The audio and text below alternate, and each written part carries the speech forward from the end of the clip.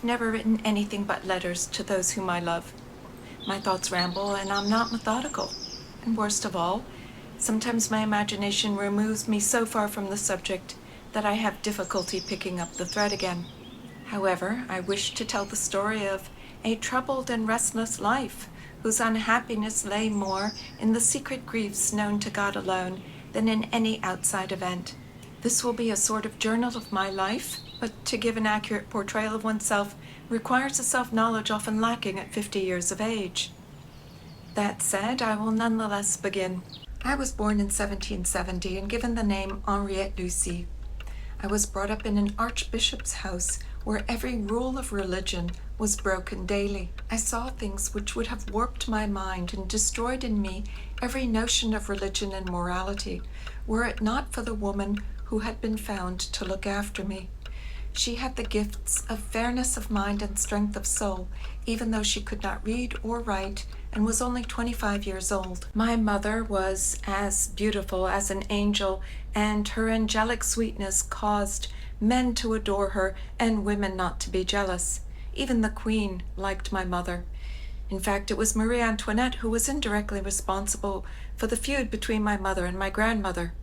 I often witnessed appalling scenes between them as I played with my dolls or learned my lessons, and in the process, I discovered the value of discretion. Customs in society have so changed since the Revolution that I want to describe in detail what I can remember of my family's former way of life.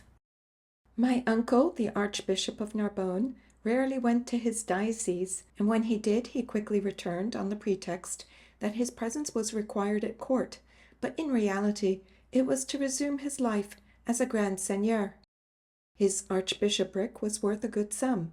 He also held the Abbey of Saint-Étienne at Caen, bringing his yearly income to 450,000 francs. With such a fortune he might have been expected to live free from anxiety, but he was always having to resort to expedients to keep up appearances. In those days people dined early, at 2:30 or 3 p.m. After dinner we talked or sometimes played backgammon. Then the ladies would go off to dress and the gentlemen would accompany them to the theatre. If one stayed home, there would be a stream of visitors, followed by supper guests who arrived after 9:30 p.m. There were two kinds of supper, those that were open to guests so that anybody who wished could come, and those to which one needed to be invited. The utmost in refinement and charm were to be found at these latter gatherings.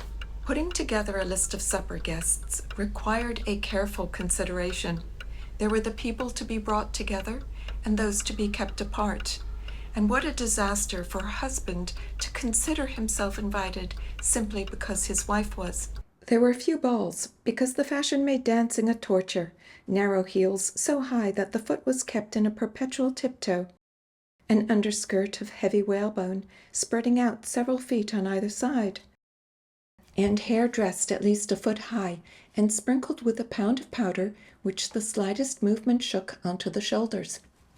A supper party where only talking was expected was by far the better option. My earliest visit to Versailles was in 1781, when I was taken to watch the ball given for Marie Antoinette on the birth of her first son.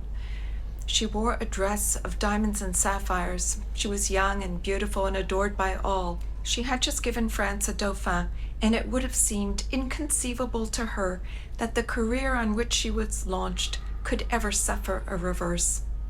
And yet, she was already close to the abyss.